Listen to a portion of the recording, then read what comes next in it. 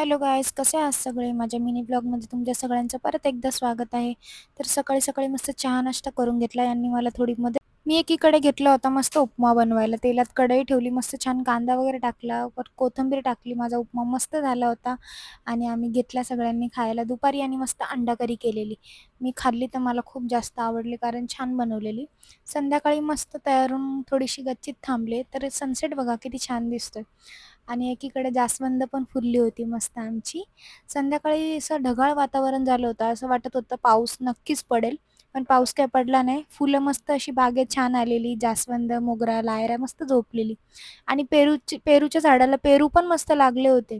असे मोठे-मोठे आणि एवढे गोड पेरू लागले होते ना, खूप छान. केळीच्या झाडाला 2-3 घड आम्ही काढले होते आधीच केळीचे. त्यानंतर डाळिंब पण लागलेत छोटे-छोटे मस्त. आणि इकडे बघा आंबा. कैऱ्या 2-3 अशा येतच राहतात.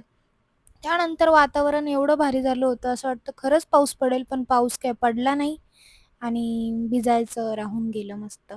ढग आले होते, एवढे ढग आले होते, असं वाटलं होतं खूप जोरात पाऊस येईल, पण असो, नाही पडला पाऊस. इकडं मी लिहत होती, त्यानंतर कंटाळा आला. म्हटलं थोडंसं फिरून यावं. यांनी लगेच गाडी काढली आणि मला फिरायला नेलं.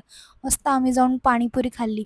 पाणीपुरी खाल्ल्यानंतर घरी आली, थोडंसं लिहिलं. हे तर मस्त मोबाईलवर टाईमपास करत होते. मी लिहायला बसलेली. माझं तर काय झालं नव्हतं लिहून.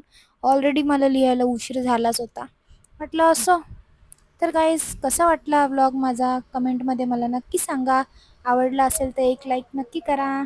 जास्तीत जास्त प्रेम द्या आणि भरपूर माझं लिहायचं बाकी होतं. तर चला मी लिहून घेते.